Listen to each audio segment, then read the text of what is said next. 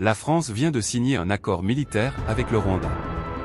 Un geste présenté comme technique, normal, presque anodin. Mais le timing, lui, ne trompe personne. À l'instant même où les forces rwandaises, via le M23 et l'AFC, intensifient leur offensive dans l'est du Congo, Paris officialise un partenariat militaire avec Kigali. Une coïncidence? Difficile à croire. Pour Paris, le Rwanda est devenu un allié militaire clé.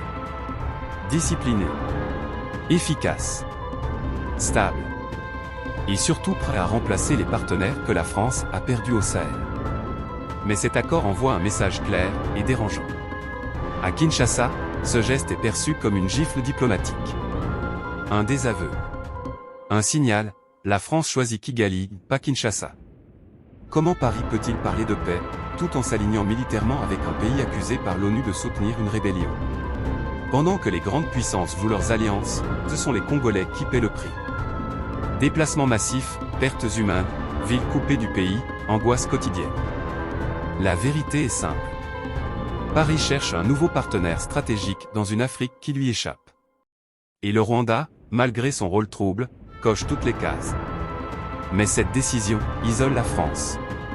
Elle brouille son image. Elle fragilise encore plus une région déjà au bord de l'implosion. Un accord militaire n'est jamais neutre. Surtout quand il arrive au pire moment.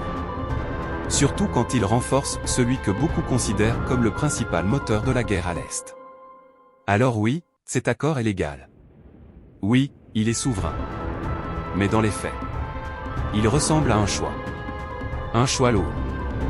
Un choix qui pourrait redessiner et peut-être aggraver le destin d'une région entière. Qu'en pensez-vous? Abonnez-vous à l'Age Écho pour votre droit à l'information.